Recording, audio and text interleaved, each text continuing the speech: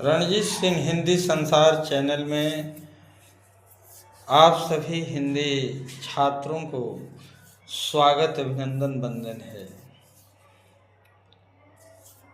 श्रद्धा और मनु के हिमालय की गुफा में मुलाकात में श्रद्धा ने मनु से सवाल पूछा और मनु ने श्रद्धा से सवाल पूछा। तो मनु ने श्रद्धा से सवाल कैसे पूछा?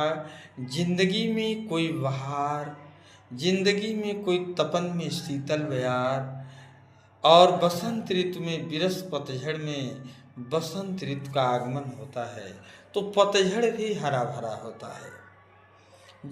मनु का जीवन प्रलय के बाद उजड़ चुका था। चिंता, आशा, उसके बाद श्रद्धा का आगमन होता है। मनु के जीवन में श्रद्धा का आगमन। श्रद्धा के आने के बाद मनु ने उसके सौंदर्य को देखा और उससे सवाल पूछा, कौन तुम हो बसंत के दूत? मनु कहते हैं कि हे भाई, इस वीरान पतझड़ में कोई बसंत की दूत की तरह आया है। बसंत का दूत जो बसंत ऋतु लेकर के और काम भावनाओं को लेकर के, कामदेव की तशरीफों को लेकर के मेरे जीवन में कौन आया है।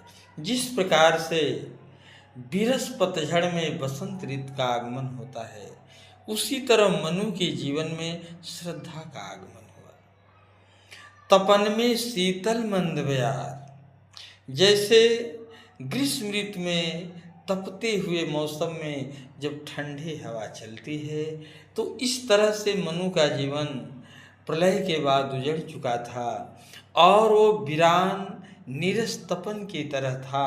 उसमें ठंडी हवा की तरह श्रद्धा का आगमन मनु के जीवन में हुआ। कौन तुम हो बसंत के दूत, बिरसपत झड़ में अतिश कुमार, घन तिमिर में चपल की रेख, जैसे काली घटा में बिजली की रेखा चमकती है, वो चमकने वाली काली घटा में बिजली की रेखा कितना अनुपम सौंदर्य जैसी लगती है। इसी तरह मनु का जीवन काली घटा की तरह अंधकार में घिरा था, लेकिन श्रद्धा का आगमन चमकती बिजली की तरह हो चुका है। क्योंकि प्रलय के बाद मनु अपनी नैया से हिमालय की गुफा में उसी निर्जन में रहते हैं, चिंता करते हैं, कुछ आशा करते हैं, तब श्रद्धा का आगमन होता है। गंधर्व नरेश काम की पुत्री कामायनी मनु के जीवन में